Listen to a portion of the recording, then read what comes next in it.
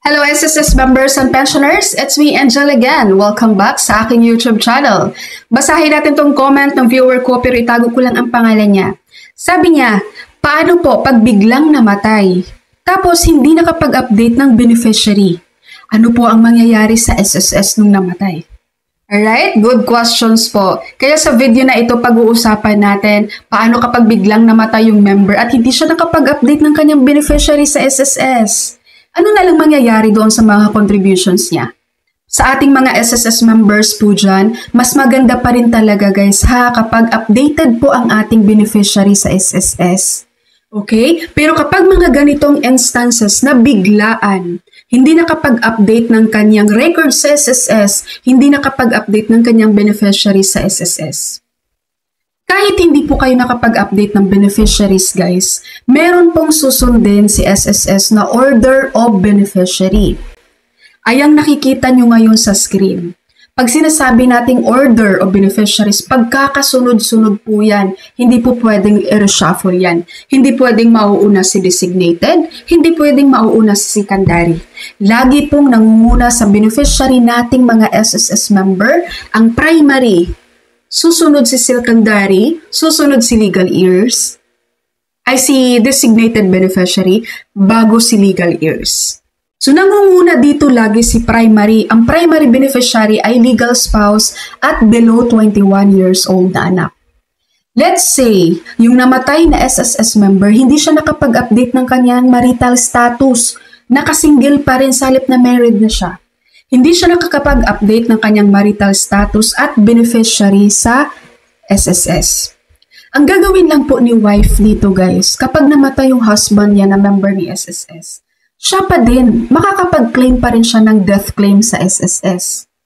Ang kailangan niya lang i-provide, pupunta siya sa SSS, magdala siya ng birth certificate ni member, death certificate ni member, birth certificate ni spouse, at birth certificate ng kanilang mga anak. At of course, ang copy ng marriage certificate niyong mag-asawa.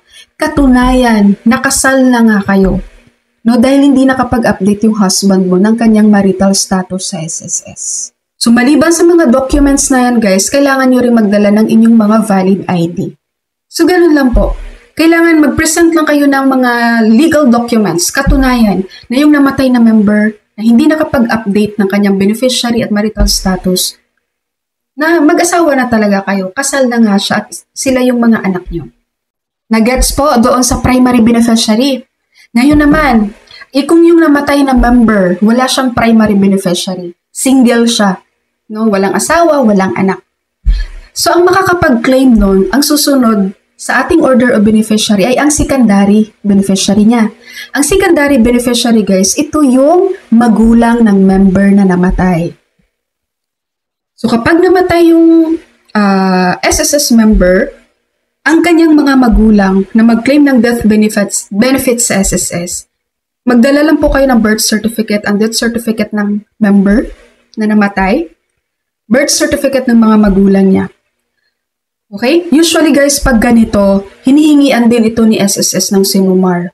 Katunayan po na yung anak nila na yun na namatay ay single nga at wala pang spouse or walang anak. Okay, so ngayon, kung walang primary, wala ring secondary, walang magulang, designated beneficiary ang susunod.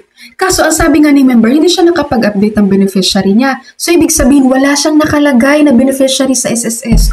Walang designated beneficiary. So, i-X na natin to, walang designated beneficiary. Magpuproceed ngayon si SSS sa legal heirs. Halimbawa, di ba, walang primary, walang secondary, walang designated, as in walang nakalagay sa kanyang SSS records na beneficiary, guys. Tapos may biglang pumunta sa SSS na kamag-anak mo. Sabihin lang kapatid mo, pinsan mo ba, pupunta sa SSS para mag-file ng death claim mo. Pagbabasihan ngayon ni SSS ang sa legal heirs, guys. Ito yung family tree. Titingnan ni SSS, sino ba ang karapat-dapat na tagapagmana mo? Okay? Ano to guys malalim to na proseso sa pag-claim ng death claim. Dahil titingnan talaga ni SSS guys, pinakatuktok. Primary mo, legal spouse, kailangan dapat merong proof na wala kang legal spouse at wala kang below 21 years old na anak. Kailangan ng proof na wala kang mga magulang. Okay, ngayon titingnan ngayon, sino ba ang susunod dapat, na karapat-dapat na tagapagmana mo sa iyong SSS contributions. Let's say for example, nakita ni SSS, kapatid ang magki-claim ngayon. Sila na yung pwedeng mag-claim ng death claim mo sa SSS. So yung mga kapatid mo na yun, hindi lang isang kapatid yan guys. Okay? Kung ilan yung kapatid mo na yan, sila ang magki-claim yan sa SSS. Tapos paghati-hatian nila yan, makukuha nilang death claim sa SSS. And again sabi ko nga sa inyo, it's a family tree sa legal heirs.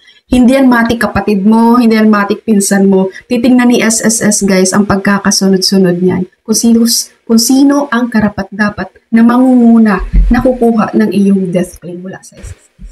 Okay po, SSS members. Pero guys sabi ko nga sa inyo, mas maganda pa rin talaga na mag-update po kayo ng inyong beneficiary, ng inyong personal details sa SSS para yung maiwan niyo pong beneficiary guys, hindi naman mahirapan sa pag-claim ng death claim nyo ng inyong SSS contributions. So be responsible pa din sa inyong records with SSS. Huwag niyong pabayaan nyo guys, mag-update po kayo. Okay? SSS members, that's all for my video for today. Thank you so much for watching everyone. God bless you all.